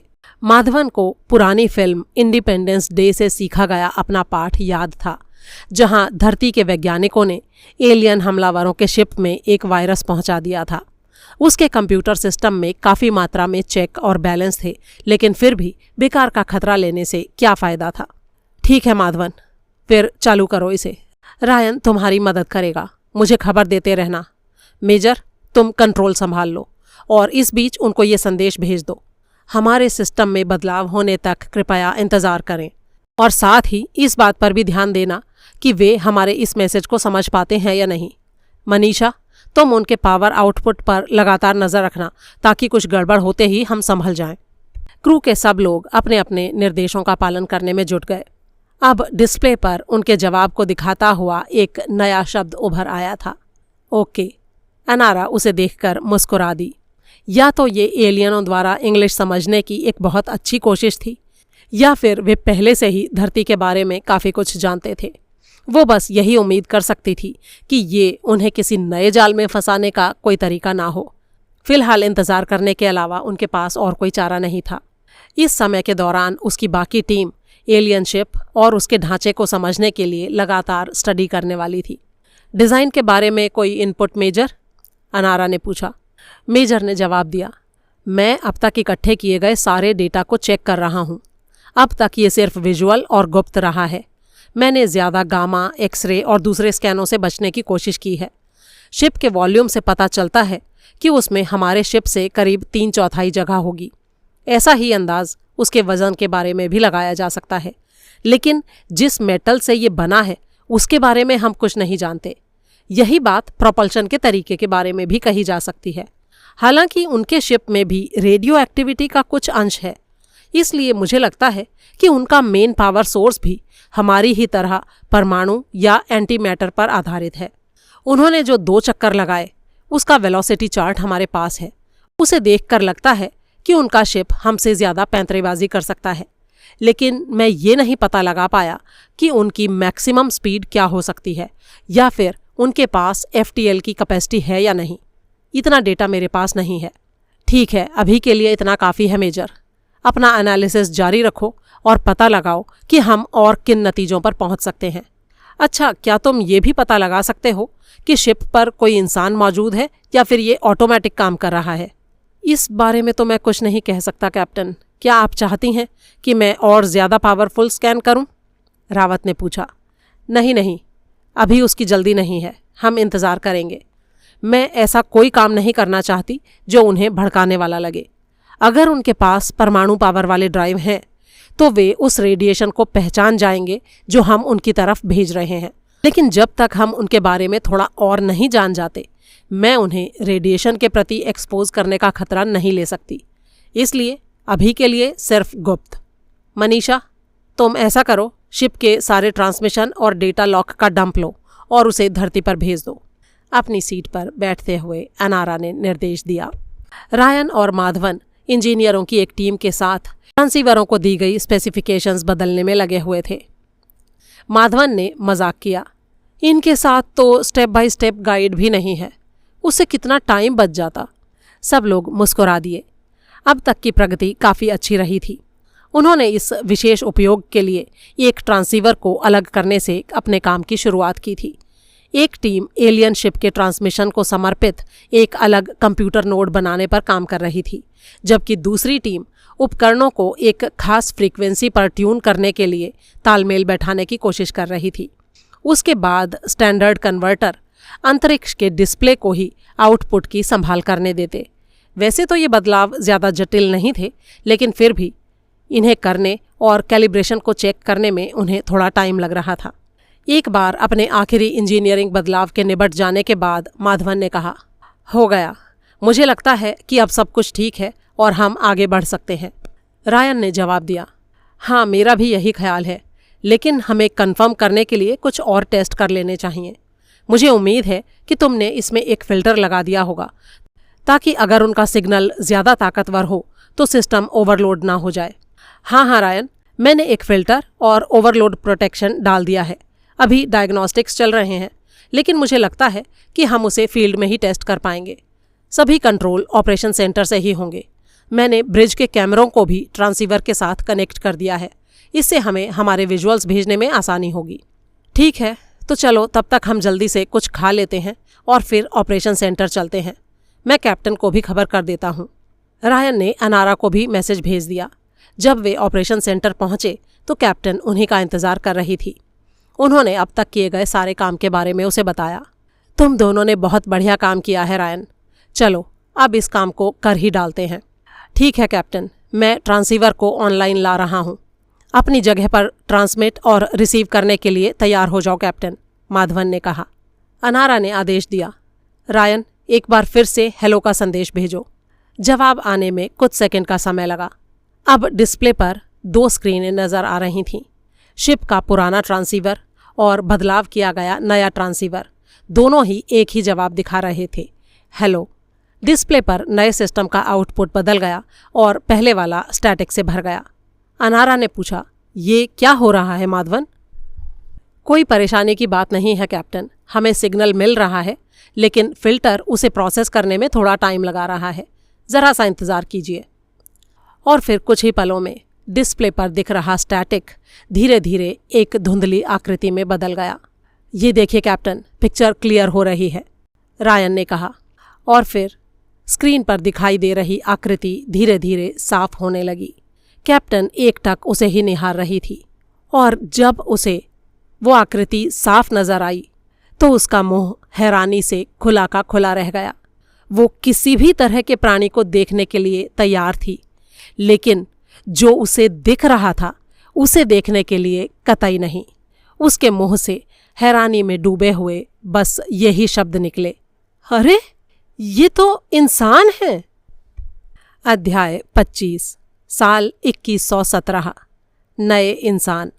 स्क्रीन पर नजर आ रही आकृति को पहचानने में गलती की कोई गुंजाइश ही नहीं थी। ये वाकई एक इंसान ही था, बिल्कुल हमारी तरह का।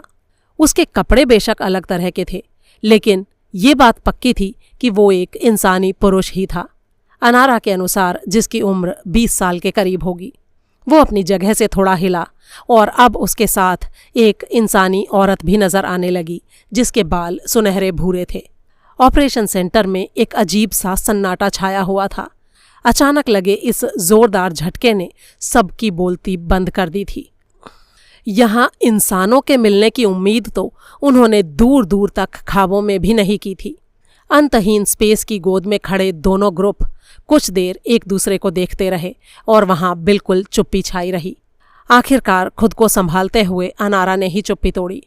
धरतीवासियों की तरफ से आपको अभिवादन। क्या आप मेरी भाषा समझ रहे हैं? बाइनरी पर निर्भर रहने की बजाय अब अंग्रेजी बोल पाना उसे अच्छा लग रहा था। उस पुरुष ने थोड़ा अटकते हुए जवाब दिया, हाँ समझ रहा हूँ। मेरा नाम कैप्टन अनारा है और मैं धरती नाम के ग्रह से हूँ। हम तुमसे मिलने के लिए बहुत लंबा रास्ता तय करके आए हैं। सामने से जवाब आया, मेरा नाम जो है कैप्टन अनारा और ये है लूसी। हमें आपसे मिलकर बहुत खुशी है। जो और लूसी, वाह, हम लोग यहाँ आकर बहुत खुश हैं और तुमसे मिलकर भी। लेकिन मैं थोड़ी दुविधा में हूं। जो तुम दो इंसान यहां धरती से इतनी दूर कैसे पहुंचे और तुम इंग्लिश कैसे बोल रहे हो? अनारा ने सवाल किया। उसकी दुविधा उसकी आवाज में साफ झलक रही थी। जो ने जवाब देते हुए कहा, इंसान? हाँ, हम इंसान हैं। हम सब बताएंगे कैप्टन अनारा, लेकिन पहले हमें यहाँ से जाना है। ये सेफ नहीं है। दूसरे लोगों ने देख लिया होगा और वे आते होंगे। ये दूसरे लोग कौन हैं? जो अनारा ने पूछा। इस बार लूसी ने कहा, हम वो बताएंगे। हम पर विश्वास करो, हमें जाना ही होगा। आई एम सॉरी लूसी, लेकिन मैं आंखें मूंद कर तुम पर विश्वास नहीं कर सकती। हम कहाँ जा रहे हैं? तुम किससे डरे हुए हो? हमें यहाँ से जाना ही होगा कैप्टन अनारा, अभी, लूसी ने फिर से जोर देते हुए कहा। तभी रायन बीच में बोला, कैप्टन, दूसरा कांटेक्ट हो रहा है। ये सामने वाले शिप के जैसा ही है, लेकिन कुछ दूरी पर है। ये सिस्टम के बाहर से आ रहा है। हम तक पहुंचने का टाइम? अनारा ने पूछा। फिलहाल उनकी जो स्पीड और दूरी है उसके हिसाब से 30 मिनट में वो यहाँ पहुंच जाएंगे और वो इधर ही आ रहे हैं, रायन ने जवाब दिया। हमारे पास क्या ऑप्शन है? अनारा ने पूछा। हम यहाँ रुककर लड़ाई कर सकते हैं कैप्टन, लेकिन मेरी छठी इंद्री मुझे संकेत कर रही है कि हमें जो की बात मान लेनी चाहिए। हमें इन लोगों से बहुत से सवाल पूछने की ज़रूरत है कि आखिर ये लोग घर से इतनी दूर यहाँ पहुँचे कैसे। मेरे ख्याल से हम इनके ऊपर विश्वास कर सकते हैं और इनकी बात मान सकते हैं।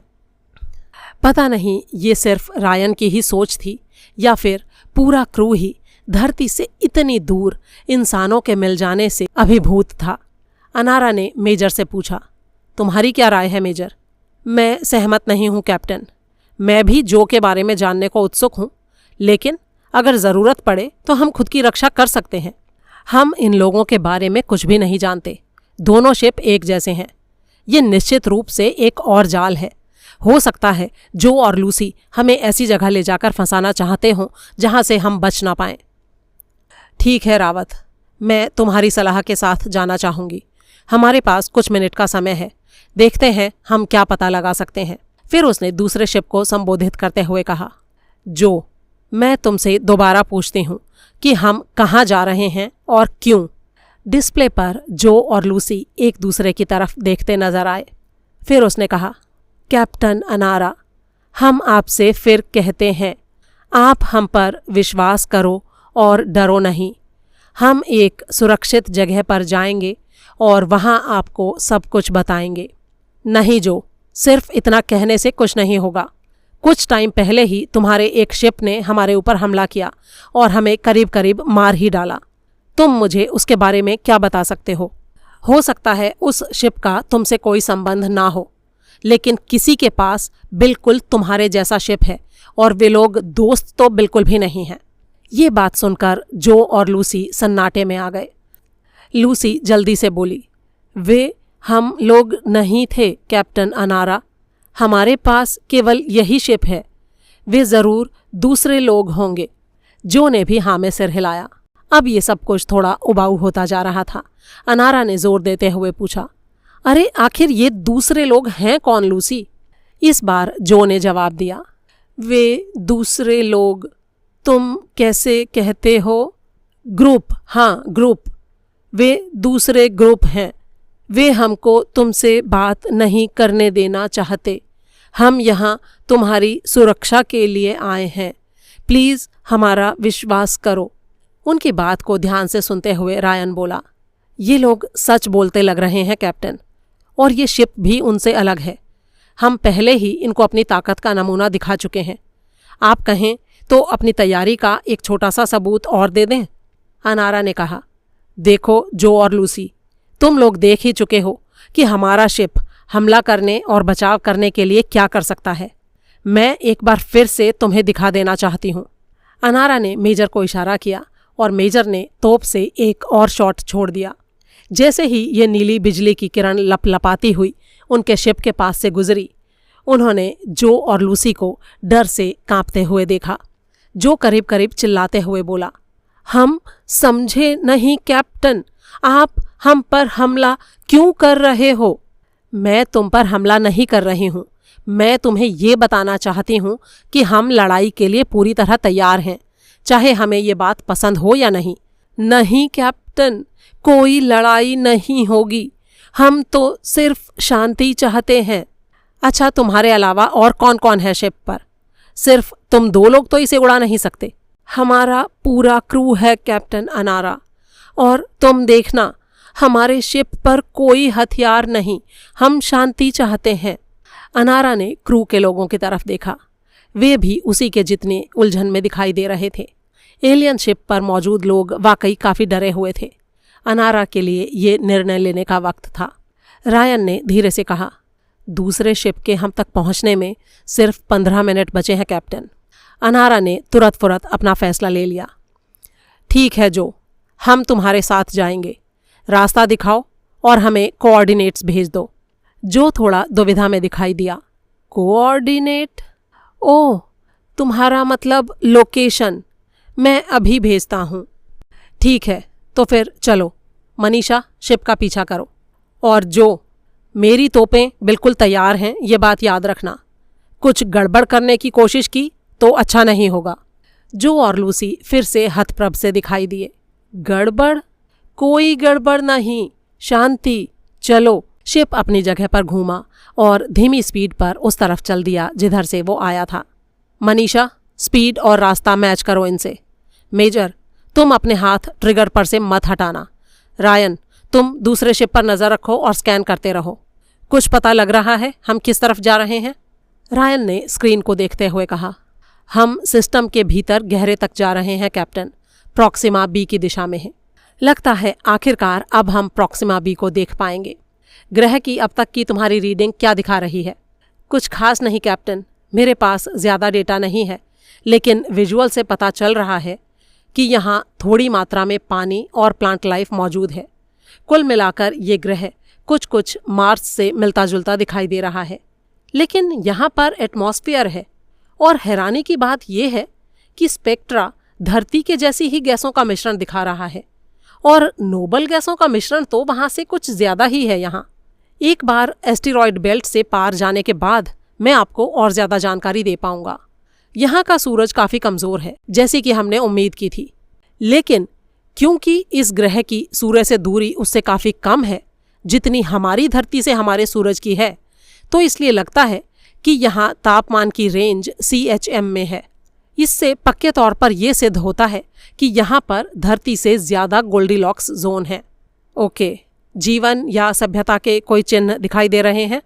मैं इतनी दूर से जीवन के लिए तो स्कैन नहीं कर सकता कैप्टन, लेकिन मुझे अभी तक इंसान के बनाए कोई भी बड़े ढांचे नहीं दिखाई दिए हैं जिससे एक बड़ी सभ्यता के वहाँ होने का पता चले। इतना मैं पक्के तौर पर कह सकता हूँ कि अब तक हमें जो पता चला है वो उस जाति से तो बिल्कुल मेल नहीं खाता जो हमारे सामने उड़ रहे शिप को बनाने और उड़ाने में समर्थ है। ओके, कुछ विजुअल्स को स्क्रीन पर देखते हैं, अनारा ने कहा, और फिर एक भूरे हरे ग्रह की तस्वीरें स्क्रीन पर उभर आईं। पूरे क्रू के लिए ये एक अभूतपूर्व अनुभव था। धरती के अलावा और उससे पूरी तरह अलग एक ऐसे ग्रह को देखने का जहाँ पर वाकई जीवन मौजूद था। यहाँ हरे और लाल रंग से घिरे काफ़ी सारे नीले धब्बे थे, लेकिन ग्रह का अधिकतर हिस्सा धूल के रंग का और बंजर जैसा ही दिखाई दे रहा था। उसके आखिरी सिरों पर कुछ सफ़ेद हिस्सा दिखाई दे रहा था। मुझे उम्मीद है कि तुम आने वाली पीढ़ी के लिए इस सब को रिकॉर्ड कर रहे होंगे रायन। ये बहुत ही खूबसूरत है और इंसानों के रहने लायक भी। इतना कहकर अनारा अपनी कुर्सी पर बैठ गई, लेकिन उसकी नज़रें अभी भी स्क्रीन पर जमी थीं, जहां एक ग्रह धीरे धीरे घूमता हुआ दिखाई दे रहा था और जिसके पीछे एक कमज़ोर सूरज चमक रहा था। अध्याय 26। साल 2117। Proxima B. दोनों शिप सीधे सिस्टम के अंदर बढ़ते जा रहे थे। प्रॉक्सिमा सेंटोरी का सूरज धरती के सूरज की तरह चमकदार नहीं था, और ये एक ऐसा फैक्ट था जिसका पता धरती के लोग बरसों पहले लगा चुके थे। ये एक ब्राउन ड्वार्फ था और काफ़ी ज़्यादा ठंडा था। इसी से प्रॉक्सिमा बी का तापमान और बाकी सारी विशेषताएं प्रभावित होते थे। अनारा ने रायन से सवाल किया। स्कैनर्स में कुछ दिखा? नहीं कैप्टन, कोई बदलाव नहीं है। शिप बी स्कैनर पर दिखाई नहीं दे रहा है। शिप जो अभी भी सिस्टम के अंदर जा रहा है। हम प्रॉक्सिमा बी से 5 मिलियन किलोमीटर दूर हैं। 20 मिनट में हम वहां पहुंच जाएंगे। डॉक्टर खान, क्या आपको अफवाहों सहित डेटाबेस में इंसानों के इतनी दूर की यात्रा करने के बारे में कुछ मिला है? आखिर ये लोग यहाँ पहुंचे तो पहुंचे कैसे? डॉक्टर खान ने कहा, मैंने सब कुछ चेक कर लिया है कैप्टन। मेरे पास सिर्फ कुछ अनुमान हैं और अफवाहें, और कुछ सीधे सीधे झूठ।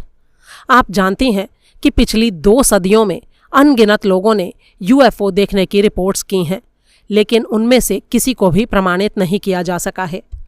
एलियनों से मुलाकात की खबरें अक्सर मीडिया में उछलती रहती हैं, लेकिन जांच पड़ताल करने पर आज तक कभी कुछ नहीं निकला। जैसा कि आपको पता ही है, सन 2060 में अधिकतर रिकॉर्ड्स को पब्लिक के लिए खोल दिया गया था, जब 8 ने एलियनों के बारे में और ज़्यादा पता लगाने का निश्चय किया था। लेकिन वैज्ञानिकों की जो टीमें इन रिकॉर्ड्स को स्टडी कर रही थीं, उन्हें वहाँ कुछ नहीं मिला। मेरे पास बताने के लिए कोई भी ठोस जानकारी नहीं है फिलहाल। ठीक है, कोई बात नहीं। जो और लूसी की शारीरिक बनावट के बारे में कुछ बता सकते हो? ये पता लगाने के लिए मेरे पास उनकी बाहरी रूपरेखा के अलावा और कुछ नहीं है कैप्टन, लेकिन उनका पूरा ब्यौरा कॉकेशियन मूल के 2 स्वस्थ इंसानों से मिलता जुलता है। अच्छी तरह एनालिसिस किए बिना और टिश्यू और ब्लड सैंपल्स के बिना मैं इससे ज़्यादा कुछ भी कहने में समर्थ नहीं हूँ। हाँ, समझी। अच्छा, तुमने ये भी देखा होगा खान कि ये दोनों करीब करीब एक ही उम्र के हैं और काफ़ी जवान हैं। और हाँ, एक बात और भी है, रायन भी बीच में बोला। तुम्हें क्या लगता है इन्होंने इंग्लिश कहाँ से सीखी होगी? ये एकदम फ्लुएंटली तो नहीं, लेकिन फिर भी काफ़ी अच्छी भाषा बोल रहे थे। मनीषा ने भी अपनी हैरानी जाहिर करते हुए कहा, और ये बात भी कितनी अजीब है कि इनके नाम जो और लूसी हैं, बिल्कुल हमारी धरती के नामों जैसे। अनारा ने जवाब दिया, तुमने सही कहा मनीषा। ये सब कुछ ऐसे लग रहा है जैसे इन्होंने इसे किसी फिल्म या किताब से लिया हो, खास करके अगर वो धरती से आने वाले सिग्नलों को छुप कर सुन रहे हों तो। अनारा एक पल के लिए चुप हो गई। अगर वाकई ये लोग धरती के बारे में इतना कुछ जानते हैं तो निश्चित तौर पर वो और उसका शिप नुकसान में थे। लेकिन खैर, अब तो अगला कदम उठाया जा चुका था। जो होगा देखा जाएगा। डिस्प्ले पर ग्रह का आकार अब धीरे धीरे बड़ा होता जा रहा था और शिप जो की स्पीड कम हो रही थी। शिप पर मौजूद सभी लोग या तो किसी व्यू पॉइंट पर थे या फिर डिस्प्ले पर। धरती के विपरीत ये ग्रह फीके भूरे रंग का था, जिसमें नीले और हरे रंग के कुछ पॉकेट थे। ये बिल्कुल पराया, बेरंग और बेनूर सा दिखाई दे रहा था। क्या इसी के लिए वे लोग इतनी दूर से आए थे? अनारा ने अगला सवाल किया। सतह की क्या कंडीशन है मनीषा? तापमान 15 डिग्री से 35 डिग्री सेल्सियस के बीच, ह्यूमिडिटी 15%, बादल बहुत कम, हवा की स्पीड 30 से 40 किलोमीटर प्रति घंटा। कोई भी खास बात नहीं है कैप्टन। रेतीला होने की बजाय ये ग्रह पथरीला ज़्यादा है, लेकिन यहाँ नमी काफ़ी कम है। 2 बड़े समुद्र हैं और कुछ झीलें हैं जिनमें शायद ताज़ा पानी हो सकता है, लेकिन लगता है अधिकतर पानी अंडरग्राउंड ही है। कुछ हरियाली भी दिखाई दे रही है, लेकिन बहुत बड़े पेड़ या जंगल नहीं हैं। ओह, तापमान तो इंसानों के जीने के लिए अनुकूल लगता है और यहाँ पानी भी है। वैसे क्या वातावरण में गैसों की कॉम्पोजिशन वैसी ही है जैसी हमने पहले देखी थी, या फिर कोई बदलाव है? और कोई जानवर वगैरह हैं क्या? वातावरण की कॉम्पोजिशन धरती जैसी ही है कैप्टन। थर्मल और इंफ्रारेड स्कैन इस तरफ किन्हीं भी जीवित प्राणियों को नहीं दिखा रहे हैं। समुद्र भी एकदम खाली है। इस बीच शिप जो ग्रह के दूसरी तरफ बढ़ते हुए एक लंबी सी आर्क पर उतर रहा था। अंतरिक्ष भी उसके पीछे पीछे था। ग्रह की गोलाई के साथ साथ बढ़ रहे शिप से रायन ने रिपोर्ट दी। नई रीडिंग, इस साइड एक दूसरी लेक है और साथ ही एक छोटी बस्ती भी दिख रही है। इतनी ऊंचाई से झील का नीला रंग और बस्ती का हरा रंग हालांकि काफ़ी छोटे दिखाई दे रहे थे, लेकिन फिर भी यहाँ ऑर्बिट से ग्रह की बाकी भूरे रंग की ज़मीन पर उन्हें साफ साफ देखा जा सकता था। शिप जो की ऊंचाई कम होने लगी और वो उतरने की तैयारी करने लगा। रायन ने कहा, लगता है ये लोग उतरने की तैयारी कर रहे हैं। हाँ, लगता तो ऐसा ही है। मनीषा, शिप को लैंडिंग के लिए तैयार करो, शील्ड्स को रेडी करो। ये अनाउंसमेंट कर दो कि क्रू के सभी लोग वायुमंडल विक्षोभ के लिए अपनी अपनी बेल्ट लगा लें। अनारा ने आदेश दिए। दूसरे शिप के पीछे पीछे अंतरिक्ष भी बस्ती में उतरने की तैयारी करने लगा। वातावरण के संपर्क में आने के कारण हल का तापमान अब धीरे धीरे बढ़ रहा था। शिप की स्पीड लगातार कम होती गई और मनीषा ने लैंड करने में मदद के लिए थ्रस्ट इंजन चालू कर दिए। ये बस्ती, जो एक आधुनिक फैसिलिटी जैसी दिखाई दे रही थी, धीरे धीरे फोकस में आने लगी और अब वे लोग इसकी परिधि के बाहर 3 लैंडिंग पैड साफ साफ देख सकते थे। ये पैड अनाज के खेतों से घिरे थे और वहाँ पर कुछ इंसानी आकृतियाँ चलती फिरती नजर आ रही थीं। लगता है यहाँ जो और लूसी के अलावा और भी लोग रहते हैं। इंसानी मौजूदगी और जैविक खतरों के लिए स्कैन चलाओ, मनीषा ने जवाब दिया। मेरे पास बस्ती में कम से कम 50 इंसानों के मौजूद होने की रीडिंग आ रही है, डॉक्टर खान ने कहा। साथ ही हवा में बहुत सारे बैक्टीरिया और वायरस भी हैं। इनमें से अधिकतर हमारे लिए अज्ञात हैं। अगर हम बाहर जा रहे हैं तो मैं सलाह दूंगा कि हम EVA सूट पहनकर जाएं। ठीक है, मैंने नोट कर लिया है। साथ ही हमें जो लोग वहाँ पर हैं उनकी सुरक्षा का ध्यान रखने की भी ज़रूरत है। उनके पास हमारी इम्यूनिटी नहीं है। हमारे साधारण से सर्दी जुकाम के वायरस भी इन लोगों के लिए जानलेवा साबित हो सकते हैं, अनारा ने कहा। कैप्टन, यहाँ कुछ और भी है जो आपको देखना चाहिए। बस्ती के पश्चिम में 15 किलोमीटर की दूरी पर। मैं जूम कर रहा हूँ, देखिए, रायन बोला।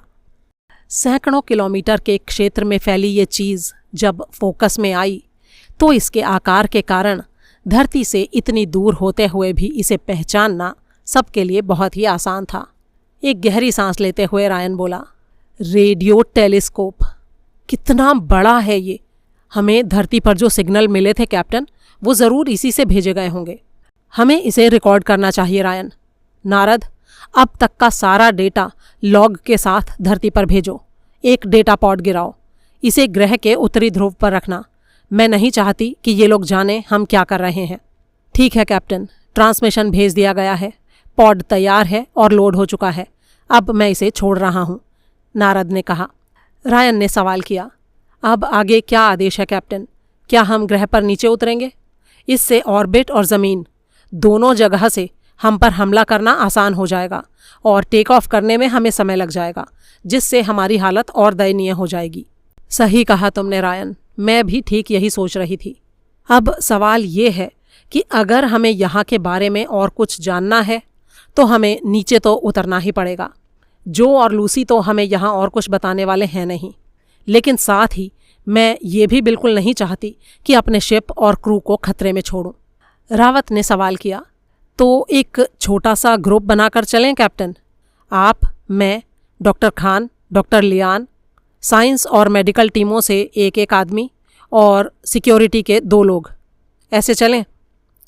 रायन फुर्ती से बीच में कूदा। कैप्टन, मुझे नहीं लगता कि आपको वहाँ जाना चाहिए। ये बहुत खतरनाक है। पहली बात तो ये कि एक बिल्कुल अनजान ग्रह पर आप बहुत सारी तरह के खतरों के बीच होंगी, और दूसरी बात, दुश्मन का शिप हमारा पीछा कर रहा है और सतह पर जाने से आप पूरी तरह से उसके सामने एक्सपोज हो जाएंगी।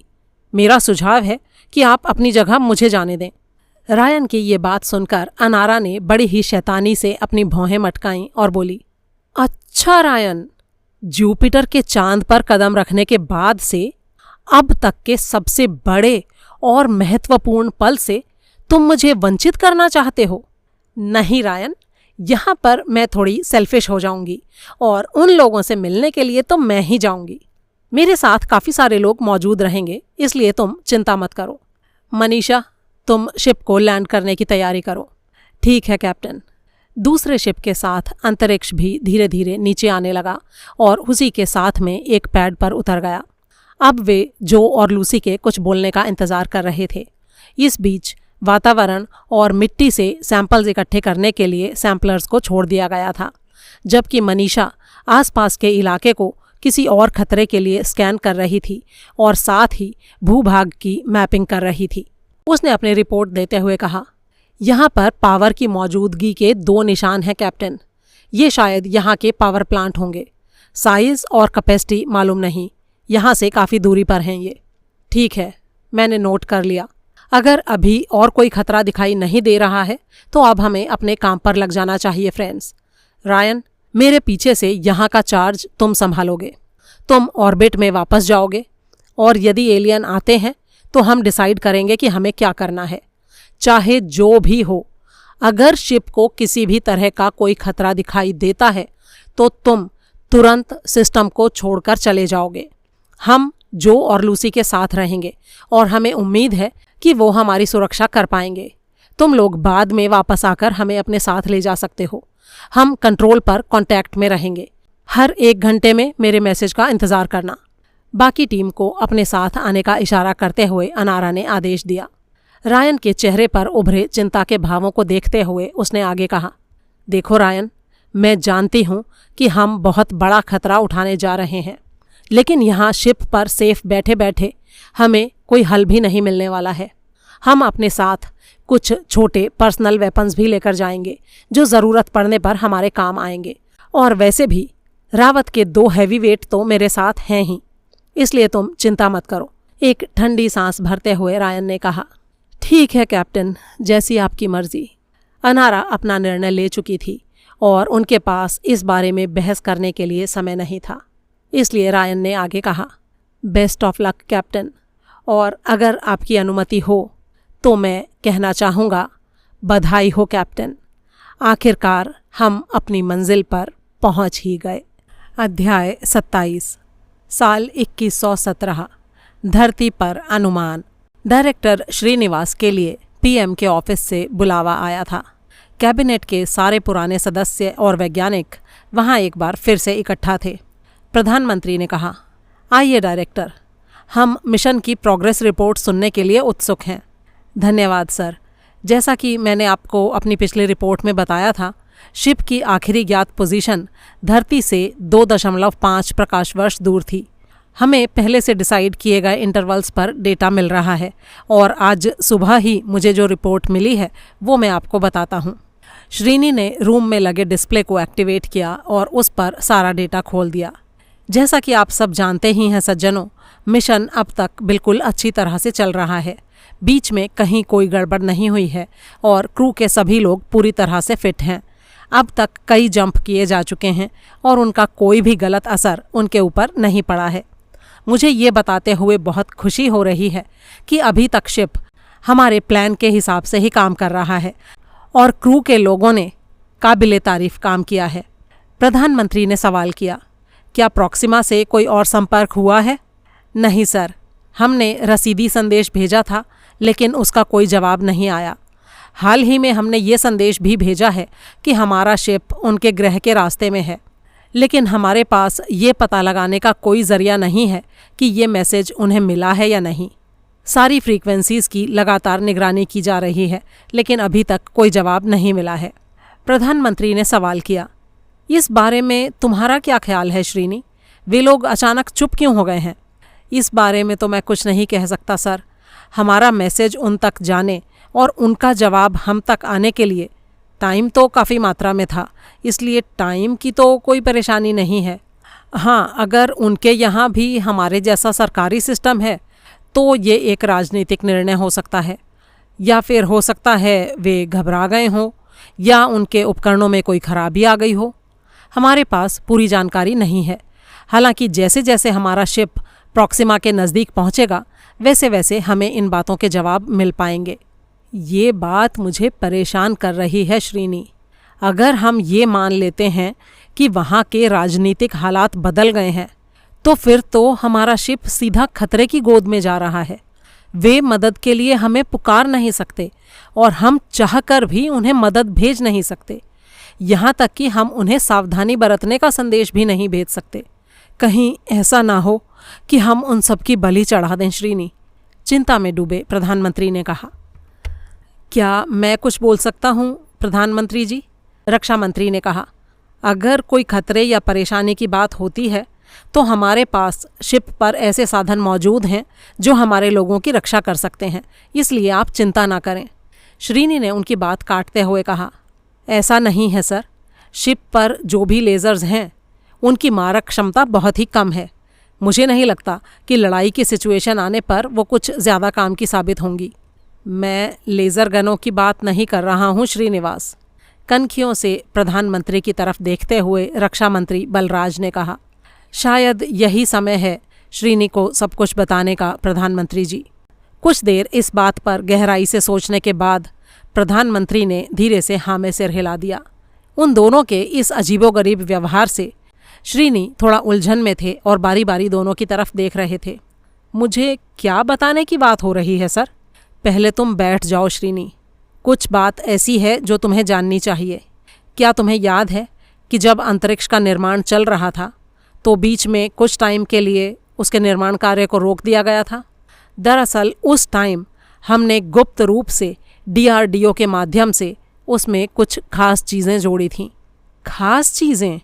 कहीं आपका मतलब हथियारों से तो नहीं? श्रीनी के दिमाग की परतें धीरे धीरे खुलती जा रही थीं। आखिर प्रत्यूष ने इस बारे में उसे कुछ क्यों नहीं बताया?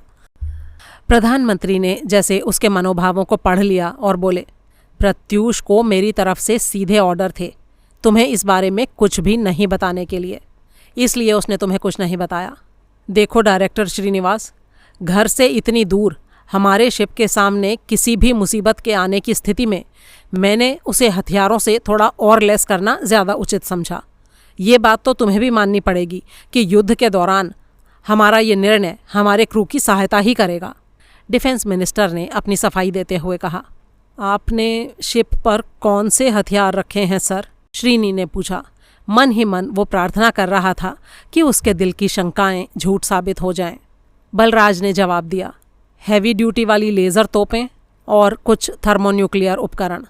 डायरेक्टर का जैसे दिल बैठ गया। परमाणु बम? शिप पहले ही एटॉमिक पावर से चलता था और अब इन बमों के वहां होने से खतरा और भी ज़्यादा हो गया था। डिफेंस मिनिस्टर ने कहा, अरे चिंता मत करो डायरेक्टर, ये बम असल में उपयोग करने की बजाय सिर्फ डराने के लिए हैं।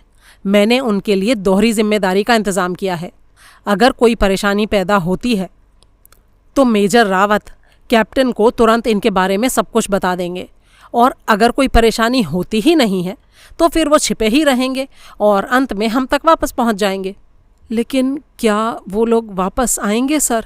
हमने गहन स्पेस में गए ऐसे लोगों के हाथ में न्यूक्लियर बम पकड़ा दिए हैं जो बिल्कुल अकेले हैं और शायद खतरे में भी हों। अगर उन्होंने उन हथियारों का इस्तेमाल कर लिया तो क्या होगा? क्या इससे एक इंटरस्टेलर युद्ध शुरू नहीं हो जाएगा? हमने उन लोगों के लिए तबाही की सौगात भेज दी है जिनसे हम कभी मिले भी नहीं हैं। सबकी जुबान पर कुछ देर के लिए जैसे ताला लग गया। आखिरकार प्रधानमंत्री ही बोले, मैं तुम्हारी भावनाओं की कद्र करता हूँ श्रीनी, लेकिन ये ज़रूरी था। मुझे पूरा यकीन है कि हमारी टीम इसे बिल्कुल सही तरीके से हैंडल करेगी। और अब हम अपनी दूसरी बात पर आते हैं। सुनिए डायरेक्टर, हमें एक और शिप चाहिए। एक और शिप सर? किस लिए? देखो श्रीनी, हमने इंटरस्टेलर स्पेस में जाने की अपनी क्षमता सबको दिखला दी है। अगर अंतरिक्ष प्रॉक्सिमा तक नहीं भी पहुंच पाता है तो अब समय आ गया है कि हम इसके मूल डिज़ाइन में बदलाव करें और एक बड़ा ज़्यादा शक्तिशाली शिप बनाएं। इसके दो कारण हैं श्रीनी कि हमारे लिए ऐसा करना ज़रूरी क्यों है। पहला, हमें अपने आसपास के सितारों से आगे बढ़कर अंतरिक्ष में और भी दूर तक जाना है। और दूसरा, अंतरिक्ष स्पेसशिप जो खोज करता है वो अगर किसी भी तरह से धरती के हित में नहीं है तो हमें अपने बचाव के लिए ज़्यादा ताकतवर शिप की ज़रूरत होगी, और अगर ज़रूरत पड़े तो युद्ध को दुश्मन के ग्रह तक ले जाने के लिए भी। ये सब सुनकर श्रीनी सकते की हालत में थे, लेकिन वो ये भी समझ रहे थे कि अब बात उनके हाथ से निकल चुकी है। उन्हें एहसास हो रहा था कि धरती पर जीवन के मायने शायद बदल गए हैं, लेकिन वो इस बात से सबसे ज़्यादा हैरान थे कि प्रधानमंत्री जो हमेशा से शांति के पक्षधर रहे थे, अचानक युद्ध की बातें कैसे करने लगे थे। क्या डिफेंस मिनिस्टर के मिलिट्री वाले माइंडसेट का असर उनके ऊपर आ गया था, या फिर वो 8 के दबाव में थे? उन्होंने निश्चय किया कि वो थोड़ी और कोशिश करके देखेंगे। उन्होंने कहा, लेकिन हम लोग युद्ध के बारे में सोच ही क्यों रहे हैं सर? हमारा अब तक का सारा डेटा कहीं भी किसी खतरे की तरफ इशारा नहीं करता है। तुम्हारी बात बिल्कुल सही है श्रीनी, लेकिन पिछले कुछ हफ्तों से अंतरिक्ष की तरफ से किसी खबर का इंतजार करते हुए मेरे मन को ये सोचकर बड़ी तसल्ली मिलती है कि धरती से इतनी दूर स्पेस में अकेले हमारे लोग ज़रूरत पड़ने पर कम से कम अपनी रक्षा तो कर ही सकते हैं। क्या आप किसी खोजी को गहरे जंगल में निहत्था भेज सकते हो, जबकि आप जानते हो कि जंगल ऐसे खतरनाक जंगली जानवरों से भरा पड़ा है जो उसे नुकसान पहुंचा सकते हैं? खैर, अब हम ये चाहते हैं कि तुम एक ऐसा शिप बनाने पर ध्यान दो जो ज़्यादा तेज़ चलता हो, ज़्यादा लोगों को ले जा सके, स्वतंत्र रूप से काम कर सके और जब चाहे धरती से संपर्क कर सके। ये सारी चीज़ों की डिटेल्स हैं। अंतरिक्ष खोज मंत्री ने निर्देश देते हुए कहा। ठीक है सर, मैं इसे देख लेता हूँ। श्रीनी ने सिर हिलाकर कमरे में मौजूद लोगों का अभिवादन किया और कमरे से बाहर आ गए। उनके बाहर निकलने पर प्रधानमंत्री ने कहा, देखो बलराज, मैं एक बात पहले ही साफ कर देना चाहता हूँ। अब और परमाणु हथियार नहीं, हमें नए शिप के लिए कोई विकल्प चाहिए। हमारे पास अंतरिक्ष उड़ान का एक ऐसा मॉडल है जो वाकई काम करता है। मैं चाहता हूँ कि FTL संचार अब तुम्हारी पहली प्रायोरिटी होना चाहिए। हमें ताकत के साथ अंतरिक्ष में तो जाना है, लेकिन जिन लोगों से हम मिलते हैं उन्हें डराने के लिए नहीं, बल्कि सिर्फ ये सुनिश्चित करने के लिए कि वो हमें कमज़ोर ना समझें। मैं आपकी बात समझ गया प्रधानमंत्री जी। मेरी टीमें अभी भी इसी पर काम कर रही हैं। अंतरिक्ष पर एक एक्सपेरिमेंटल ट्रांसीवर भी है और एक बार जैसे ही हमें कोई प्रैक्टिकल हल मिलता है मैं तुरंत आपसे बात करूंगा। ये सारी रिसर्च अभी भी बिल्कुल गोपनीय रखी जा रही है, डिफेंस मिनिस्टर ने कहा। वे इस बात को अच्छी तरह समझ रहे थे कि वे अंतरिक्ष खोज के क्षेत्र में ज़बरदस्ती घुसपैठ कर रहे हैं। इससे आगे की कहानी के लिए सुने प्रॉक्सिमा का रहस्य का चौथा और आखिरी भाग।